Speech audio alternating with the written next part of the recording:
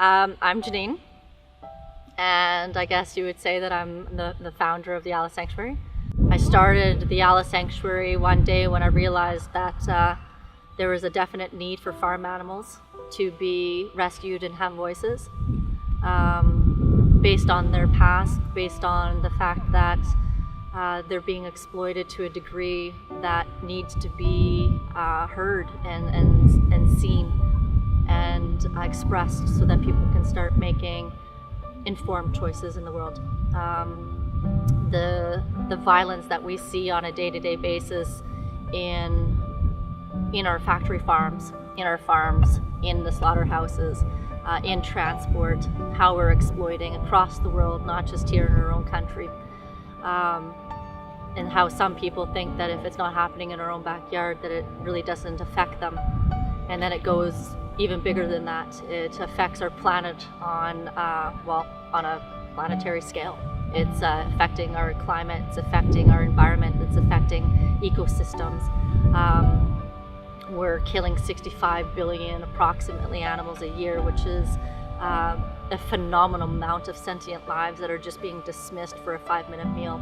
And we are losing connection. We are becoming more and more detached on a day-to-day basis, which inevitably affects the way that we start to behave with our neighbors, with our sons and daughters, with our husbands, with our wives, with our girlfriends, with our boyfriends, with anybody who's close to us.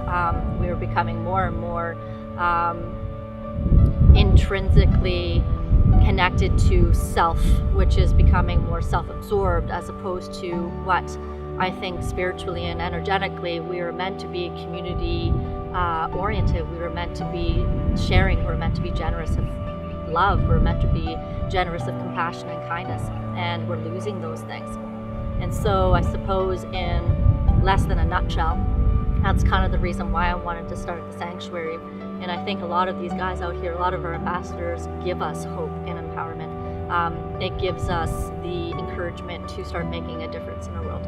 And the other half of what I do is working with the vulnerable sector. So because I have this propensity to see the best in people and to maybe see them reach their highest potential and encourage them to find imagination and creativity in the world, because I think that also expands our energy and our world and our light inside of us. And we do that. We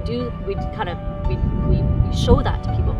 We get them to realize that there's more to this world than what they've figured out that they might have been living for the last 30 or 25 years of their lives or 40 years of their lives, that there's more to it. They start to expand that box and they go out into their world, and then they start to show all of that kindness out there. And I think in the end of it all, it might make a difference, in small ways, right? So I was kind of hoping that that's what the Alice Sanctuary would start to create, and just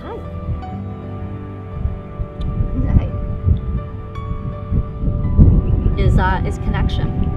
And I think from connection, and from their stories and from what they go through and from what they triumph over and what they encourage us to do, even though that we face problems in our world, that we're encouraged, they encourage us to get over that kind of stuff, to build trust again, to build those bridges again, and start to show a different light, to show a loving light, unconditional light.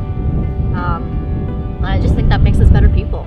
And I think the world needs more better people in it. Absolutely. So if somebody wanted to come out here to take a tour, what's the means to which they do that?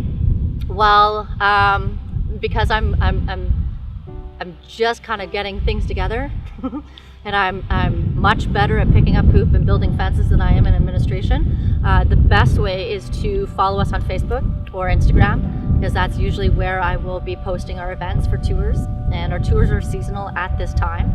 So if we have tours, they're usually in spring and summer and partially fall, or we have special events like today, and just to kind of to feel updated in that area. And I think once we get our website up and going too, and I learn a little bit more about that part, then we'll have a little bit more information on there as well. So they can contact us via email.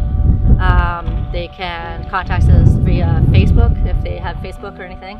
And that's where they can find out a lot of the information about the sanctuary. All right, thank you. So, you're welcome.